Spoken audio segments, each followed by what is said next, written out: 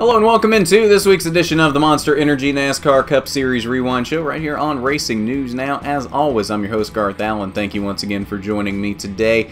If this is your first time catching a Racing News Now video, consider going down below and hitting that subscribe button and ringing the bell for notifications so you don't miss a thing going forward from Racing News Now. This is a channel where we discuss lots of motorsports, namely NASCAR, ARCA, IndyCar, and Formula One. And on today's edition of the Cup Rewind, we're looking back at today's 45th annual Gander Outdoors 400. 164 laps, just a skosh into overtime, 410 miles from the Pocono Raceway in Long Pond, Pennsylvania, the 2.5-mile tricky triangle. And there was actually a decent amount of stuff happening in this race for a Pocono race. 7 cautions on the day for 29 laps. Nothing happening in stage 1 other than a lot of cars dropping to the rear of the field due to failing post-qualifying inspection, most notably the 2 drivers that had qualified on the front row, Kevin Harvick and Kyle Busch. That put Daniel Suarez and Denny Hamlin instead on the front row for the initial start. And there was 5, 6, 7 fast cars that got put to the rear, and they all kind of just freight train to the front through this entire first stage. None of them getting quite to the lead, though. Kevin Harvick got the closest, though. He ended up second in that first stage. So he almost came from the back to the front and still won the first stage. Stage 1, though, ended up going to Chase Elliott. In the second stage, we had a few things, or one thing actually happening. Corey LaJoie spinning in turn number 3, lap 84 to bring out the caution. Stage 2 ended at lap 102, or excuse me, lap 100. Kevin Harvick would be your stage 2 winner. So he came close in stage number 1, almost got there, finished second. Then he ends up winning stage number 2. Stage 3 was where we had a few things happening. Brad Keselowski spun in the tunnel turn lap 122 after cutting his right rear tire, and that would be the end of Brad Keselowski's day. A very disappointing day for him as he had a fairly fast car early on. Lap 127, we had fluid on the track from Landon Cassill, who had blown his engine, and that was literally on the green flag as we came out of the Keselowski caution. They didn't even make it to turn 1 before the caution came out again. Then probably the most interesting thing that happened on the day, and this isn't the first time this has happened at Pocono, but Bubba Wallace lost his brakes lap 155, only 5 laps from the scheduled end of the race. He loses his brakes down the front stretch and basically tries to take the longest path he possibly can to get to the wall to scrub off as much speed as he can into turn 1. And that's the problem, is you're carrying so much speed off of the front stretch. You're going 200 plus miles an hour with no brakes. So he just dives it into the grass to try and scrub off as much speed as he can. Still has a tremendously hard hit into the outside wall.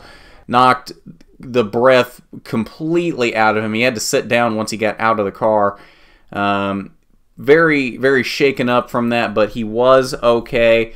He said after the incident, all he did was bit his cheek and knocked his foot around a little bit, but otherwise came out okay from it, which is a testament to the safety in NASCAR these days. That did set up a 10-minute red flag as they got Bubba taken care of and get into the ambulance and get his car taken off the track. So 10-minute red flag from that. And then we had a caution lap 160 that would set up overtime, 159 into 160, almost right at the end of the race, as Eric Almirola and Ricky Stenhouse get together in turn number 1. Almirola would end up cutting his tire. As you see here, he is just kind of trying to keep it off the wall at the exit of turn number 1. And that would be the last caution. Daniel Suarez made a valiant effort to get at Kyle Busch on the final restart in overtime, but his teammate Eric Jones jumped to the inside to make it 3 wide into turn 1. That allowed Kyle Busch to reclaim the lead down into turn 1 and just set sail, and nobody was going to touch Kyle Busch in overtime. As we see, Kyle Busch takes his 6th checkered flag of the season. Just an incredible victory for Kyle Busch, very dominating there at the end of the race. Lap leaders on the day, Kyle led the most laps with 52 of them. Next closest was Kevin Harvick, who led 30 laps. 29 laps went to Daniel Suarez. Let's see, 14 laps went to Chase Elliott. 11 laps apiece to Erik Jones and Kurt Busch. 10 laps to William Byron. 5 laps led by Denny Hamlin. And 1 apiece to Jamie McMurray and Brad Keselowski. All right, so let's get into your results for the Gander Outdoors 400, and as we've already mentioned, Kyle Busch wins the race. Daniel Suarez, oh so close to that first career victory. He had it within sight and just couldn't quite get there. Kyle Busch too strong at the end of the race. Daniel Suarez having to settle for second. Closes that gap just a bit to the cutoff line. Actually, no, he lost 2 points to the cutoff line with Alex Bowman in a very strong finish, comes home in the 3rd position. Alex Bowman actually getting 2 more points out of this race because of stage points. Because the way that works, Daniel Suarez finished 5th in the first stage, did not finish in the top 10 in the second stage, whereas Alex Bowman, 9th in stage 1, 4th in stage 2, even though he finished a spot behind Alex Bowman, still gained 2 more points from this race than Daniel Suarez did. So Suarez, even with a strong second place finish, losing points to that cutoff line, and that is just emphasizing the fact that Suarez just needs that win to get into the playoffs. Kevin Harvick there in the 4th position. That was all he could get back up to after his up and down day. Started in the back, came to the front, had an incident on pit road with his teammate Aric Almirola, had to come back down, get the damage repaired, and still fought his way back up to the front for a 4th place finish. And Erik Jones comes home in 5th to round out the top 5. Strong day for the other, for 2 of the other 3 Hendrick cars here. William Byron in the 6th position, Chase Elliott in 7th. Ryan Newman, Kurt Busch, and Denny Hamlin rounding out the top 10. 11th through 20th, Clint Bowyer had a fairly fast car on the day, got mired back late though, and could not quite get back into the top 10. Ryan Blaney also just never really had a winning car, was right there around 10th most of the day. 10th in stage number 1, 9th stage 2, and then finishes in the 12th position. Martin Truex Jr. off all day as well. 15th on the day for Martin Truex. Jimmy Johnson 17th, not necessarily indicative of his day, as he had a fairly fast car. He had a top 10 capable car. He was 6th at the end of stage number 2. But 17th is all that he could get at the end of this race. Matt Kenseth comes home in the 18th position in that 6 car. 21st through 30th, got guys down here just below the cutoff line. Not good races for Paul Menard or Ricky Stenhouse, 21st and 22nd. Kyle Larson got caught up in other people's mess at the end and shuffled back to close to the rear of the lead lap. 23rd on the day for Larson. He did finish 5th in stage number 2, though. Almirola, we saw his issues to set up overtime. 25th on the day for him. Joey Logano just had a lot of problems on the day. Punched a hole in the nose that he had to get some tape put over. Had a flat tire at one point. Just all kinds of issues for Joey Logano. 26th on the day for that 22 car. 31st through 40th, Bubba Wallace down here. We obviously saw his issues. 33rd would be where he would land on the day. And Brad Keselowski, after his problems, came home in the 38th position. That was the 49th career victory for Kyle Busch. Also of note here before we get into post-race press conferences, 49th career victory for Kyle Busch. So no matter what your opinion of Kyle Busch is, that's a lot of wins. That is a lot of wins. That actually ties him now for 13th on the all-time wins list with Tony Stewart. So no matter what your opinion of Kyle Busch is, that is a huge accomplishment. All right, so we will now head over to the Pocono Media Center and we'll see what your top finishers on the day had to say after this one. Yeah, obviously was a great points day for us. But on top of that, it's proof that we're improving each and every week and continually getting better. Obviously, we're not doing it as quickly as we want to, but days like today make all the hard work for the guys back at the shop, the engine shop, the chassis shop, body shop, the whole road crew. Days like today make it worth it. So very glad, especially considering how bad we were when we started the weekend and how bad we qualified. To come out of here with a solid top 5 is a great day. Obviously, wish it would have been a little better, but I think we kind of had Pocono circled as a place that we thought we had pretty good race cars, and the 9 was really good, especially last race. So we knew we were going to be pretty strong here. We're kind of shocked we were as bad as we were on Saturday, but I think it was a great day for us, and it's proof that we're getting better. Yeah, actually, I was just talking about that, how good is this result for our race team and for everyone in the 19 group, because we know how good we run in the Glen, and we had a good result. My first time there in the Cup car, so we are not expecting anything less. We have good momentum right now in our side, and hopefully we can keep that going. Today was a solid day. Yesterday was as well very positive. So just very proud of my team, and we just have to take advantage of this and keep working hard. Kyle and I don't really do a lot of apologizing.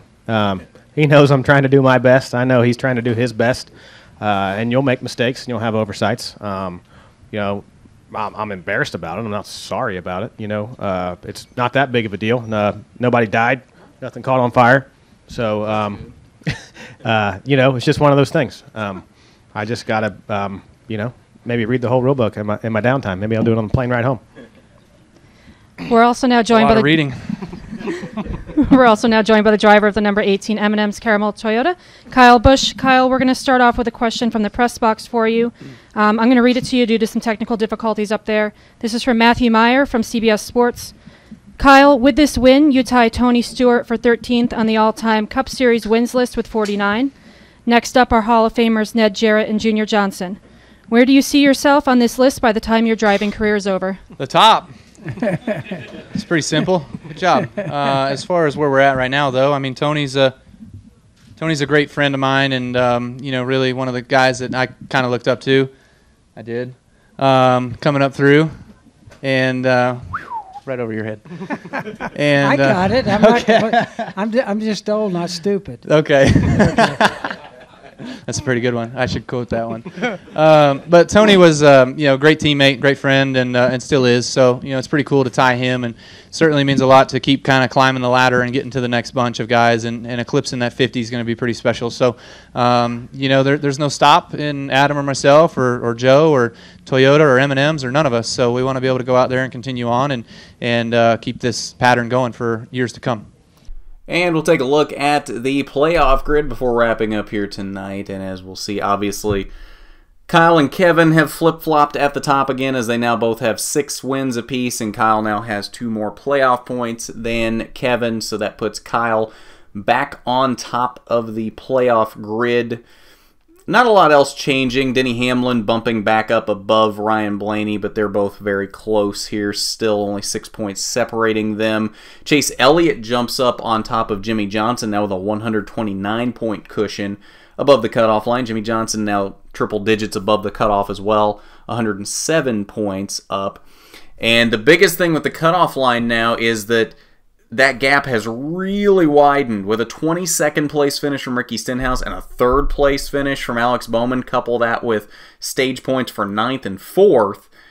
Alex Bowman is now 56 points up on Ricky Stenhouse. So this cutoff line gap is definitely widening, and that is helped very much by Alex Bowman's very strong run today in Pocono. The other thing to note here, Paul Menard has now moved up, tied with Ricky Stenhouse, just below the cutoff line. These two really, I think, are the only two that still have a feasible chance at pointing their way in, depending on circumstances. It's going to take a little bit of bad luck from Alex Bowman, because if Alex Bowman's consistently top 5 and top 10 between now and the playoffs, these guys aren't going to be able to point their way in. But if Bowman has a bad race or two, and Stenhouse or Menard can capitalize on that, one of them could still point their way in. It's not likely, but it's still possible. Newman and Suarez, on the other hand, I think they're far enough out, and anybody below them as well, they're going to have a win. Which, let's say A.J. Allmendinger wins this weekend in Watkins Glen. That screws everything up here. Although, I say that screws everything up here, we would still have a 51-point gap at the cutoff line, because then it would move to Jimmy Johnson above Alex Bowman. So it would still be about the same point difference. You would just shove Stenhouse and Menard that much further out, and it would become a battle between Alex Bowman, Jimmy Johnson, and Chase Elliott. You'd basically have a Hendrick Motorsports battle to see who is going to get in the bottom of the playoffs, which is the kind of season they're having. So that will do it for us tonight for the playoff grid, and I think that'll do it for us for the Cup Rewind as a whole. If you missed any of the other Rewind shows this weekend, you want to know what happened, Xfinity from Iowa, Trucks from Pocono, or ARCA from Pocono, we did Rewind shows for all of those as usual, so they will be linked down in the description if you'd like a quick refresher on what happened on those races. And we have pole position as usual coming up tomorrow night, 8 p.m., breaking down all three races from Pocono, Xfinity from Iowa, IndyCar from Mid-Ohio, which happened earlier today, as well as F1 from Hungary, which happened earlier today as well. So a full slate for pole position on Monday night as we quickly recap all of those. So if you don't want to miss any of that, and you haven't done it already, you need to go down below and hit that subscribe button and ring the bell for notifications so you don't miss any of that and more going forward. And hit that big thumbs up button if you like the video. It is much appreciated when you do. So with that, this has been the Monster Energy NASCAR Cup Series Rewind Show. I'm Garth Allen for Racing News Now.